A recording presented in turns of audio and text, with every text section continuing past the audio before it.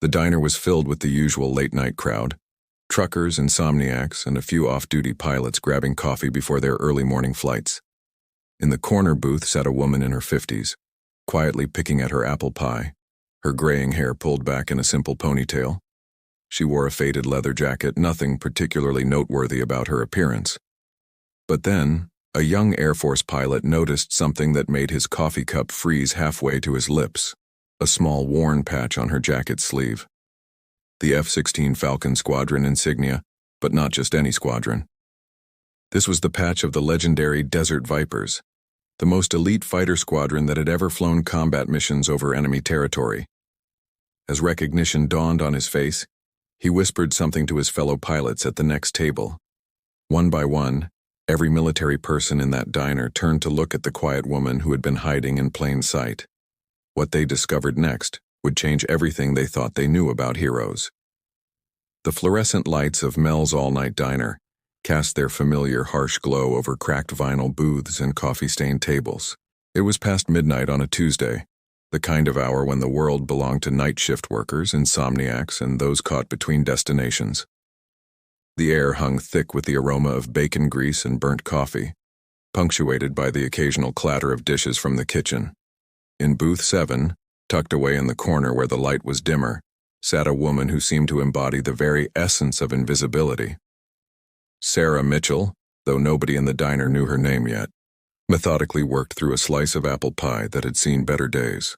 Her graying hair was pulled back in a practical ponytail, revealing a face marked by years of sun and wind. The leather jacket she wore had the soft, worn quality of something that had traveled many miles and witnessed countless stories. To the casual observer, she was just another late-night patron seeking solace in pie and black coffee. Second Lieutenant Jake Morrison had been nursing his third cup of coffee, trying to stay awake for his pre-dawn flight briefing. Fresh out of pilot training, everything about military life still felt new and exciting to him. His eyes wandered around the diner, taking in the eclectic mix of customers when something caught his attention. A flash of color on the woman's jacket sleeve made him look closer. What he saw made his heart skip a beat. There, partially hidden by the fold of her jacket, was a squadron patch that every pilot worth his wings would recognize. The Desert Vipers, F-16 Fighting Falcon Squadron. But this wasn't just any squadron patch. The design was older, more weathered, and bore the distinctive markings of the most elite fighter unit that had ever served in classified operations. Jake's hand trembled slightly as he set down his coffee cup. The patch was real, authentic in a way that modern reproductions could never match. The fabric was faded, the edges frayed from years of wear, and the stitching showed the telltale signs of having been through multiple deployments. Captain Lisa Chen, seated at the adjacent table with two other pilots from the nearby airbase, noticed Jake's sudden stillness. Following his gaze, she too spotted the patch, and her breath caught in her throat. Lisa had studied military aviation history extensively, and she knew the significance of what she was seeing. The Desert Vipers had been disbanded years ago, their missions so classified that most of their operations remained sealed in government vaults.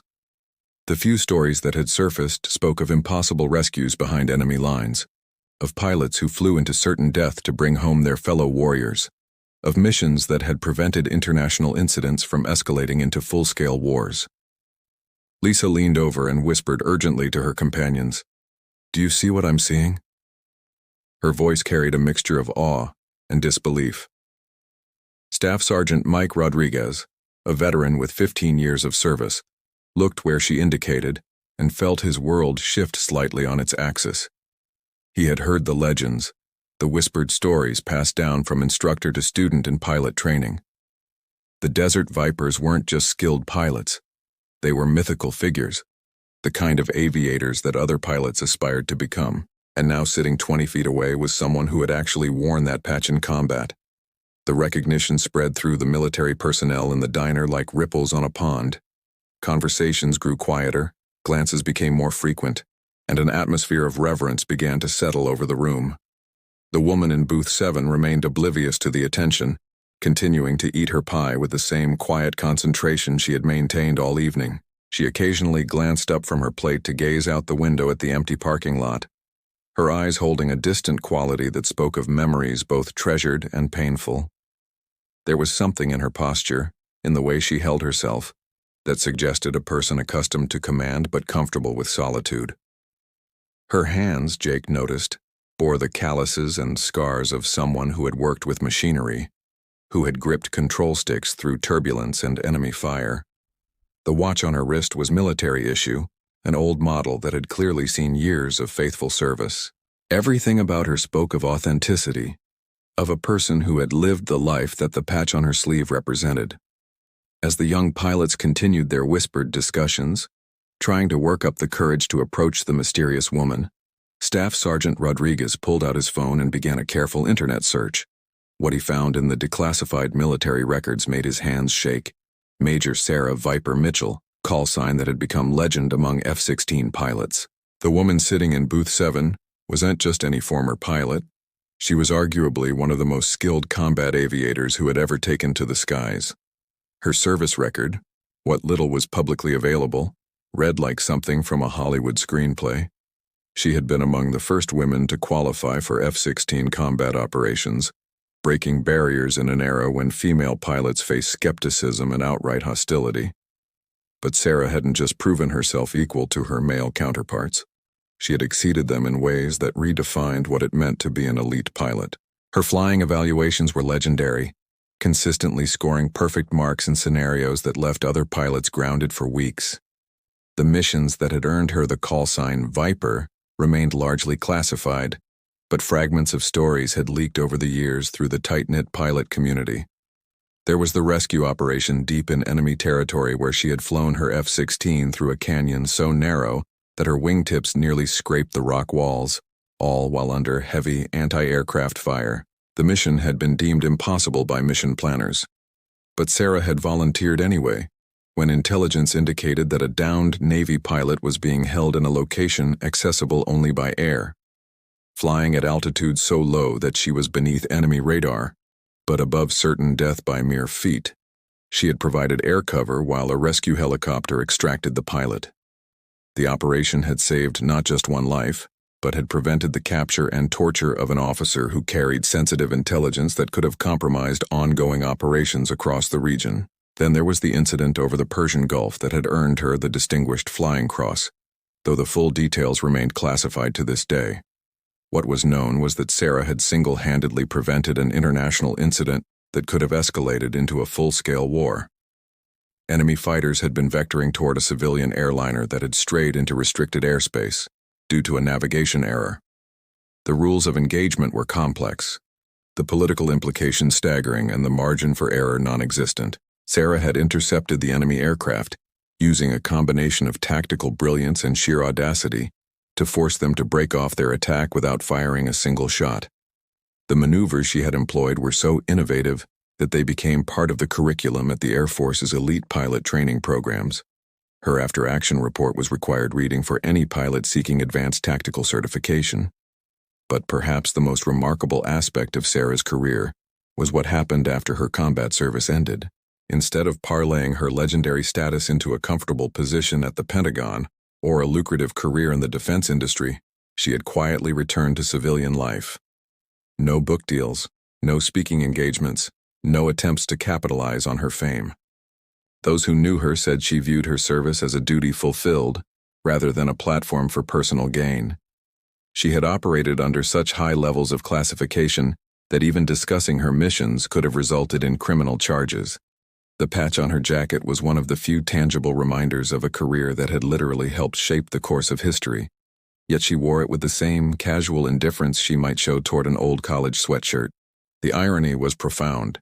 Here sat a woman whose actions had saved countless lives and prevented international crises, eating pie in a roadside diner while unknown to most of the world she had helped protect. The moment of truth came when Captain Chen finally worked up the courage to approach Booth 7. Her legs felt unsteady as she walked across the diner, acutely aware that every military person in the room was watching. She had rehearsed what she would say, but as she drew closer to the woman who had become a living legend, the words seemed inadequate. Sarah looked up as Lisa approached, her eyes alert but kind, holding the quiet confidence of someone who had faced danger and emerged stronger. "Excuse me, ma'am," Lisa began, her voice respectful but slightly tremulous. "I hope I'm not disturbing you, but I couldn't help but notice your squadron patch. Desert Vipers F-16. Sarah's expression shifted almost imperceptibly, a flicker of something, surprise perhaps or resignation, crossing her features. She had grown accustomed to anonymity over the years, to being just another face in the crowd. The recognition in the young captain's voice brought back memories of a time when her call sign carried weight, when her presence in a briefing room could change the entire dynamic of a mission. "That's a piece of history you're wearing there," Lisa continued, gesturing respectfully toward the patch. Sarah glanced down at her sleeve, then back up at Lisa with a slight smile that held decades of untold stories. "History has a way of following you around, doesn't it?" she replied, her voice carrying the measured cadence of someone accustomed to choosing words carefully. By now, the other pilots had gathered at a respectful distance, their faces showing a mixture of awe and curiosity. Sarah's eyes moved across the group, taking in their youth, their eagerness, the bright polish of careers just beginning. She saw something of her younger self in their expressions, the hunger for adventure, the desire to serve, the belief that they could make a difference in the world. "You're all pilots?" she asked, though the answer was obvious from their bearing and the military bearing they couldn't quite shake even in civilian clothes. When they nodded, Sarah's demeanor softened further. "Then you know what this patch represents," she said, touching the faded insignia on her sleeve. "Not the glory or the recognition, but the responsibility. Every time we strapped into those cockpits, we carried the weight of every person depending on us to come home." Her words carried the authority of experience, of someone who had faced that responsibility in its most extreme form. Jake, still struggling to believe he was speaking with a legend, found his voice. "Ma'am, we've all heard stories about the Desert Vipers, the missions you flew. They're part of our training curriculum now." Sarah's laugh was soft but genuine. "I hope they edited out the parts where we were terrified out of our minds. Fear was always part of the job. Anyone who tells you otherwise is either lying or didn't fly the missions that mattered." The conversation that followed would remain etched in the memories of every pilot present. Sarah spoke with eloquence about the evolution of aerial combat, about the importance of adapting to new technologies while never forgetting the fundamental principles of flight and leadership. She talked about the weight of command decisions, about the sleepless nights that came with knowing your choices affected not just your own survival, but the safety of others. But most importantly, she spoke about service, not as a concept to be celebrated, but as a commitment to be lived every day. "The real heroes," she said, her voice growing quiet, "are the ones who never make it into the stories. The crew chiefs who worked 18-hour days to keep our aircraft mission ready. The intelligence officers who stayed up all night analyzing data so we could fly with the best possible information. The families who held everything together at home while we were deployed. The patch on my sleeve represents all of them, not just the person who happened to be in the cockpit." As the evening drew toward dawn, Sarah prepared to leave, gathering her jacket and placing money on the table for her pie and coffee. The pilot stood as she rose, a gesture of respect that felt both natural and necessary. She paused before departing, looking each of them in the eye. "Fly safe," she said simply. "And remember that every mission, no matter how routine it seems, is someone's emergency. Someone is counting on you to bring your best." With that, she walked out into the pre-dawn darkness, leaving behind a group of pilots who had been forever changed by their encounter with living history. They watched through the diner window as she climbed into an old pickup truck and drove away, the taillights disappearing into the darkness like a fighter jet fading from radar. The story of Sarah Viper Mitchell reminds us that heroes walk among us every day, often unrecognized and uncelebrated. In airports, coffee shops, grocery stores, and quiet diners across the country, there are men and women who have served with distinction, who have made sacrifices for their fellow citizens, who have answered the call of duty when their country needed them most. They don't wear their service on their sleeves, literally or figuratively, but their contributions have shaped the world we live in today. The young pilots in that diner learned something that night that no training manual could teach them. That true heroism isn't about seeking recognition or glory, but about quietly doing what needs to be done, when it needs to be done, regardless of personal cost. The Desert Viper's patch that Sarah wore represented more than just her own service.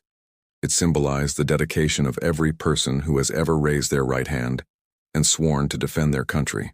It represented the families who endure deployments, the communities that support military installations, and the citizens who trust their military to protect their freedoms. In honoring Sarah's service, we honor all who have served and continue to serve in our armed forces. If this story of hidden heroism and unexpected recognition moved you, please consider subscribing to our channel for more stories about the remarkable men and women who have served our nation. Like this video to help us share these important stories with others, and leave a comment telling us about a veteran or service member who has made a difference in your life. Together, we can ensure that the sacrifices and contributions of our military heroes are never forgotten, whether they're wearing their service proudly or, like Sarah Mitchell, carrying it quietly in their hearts.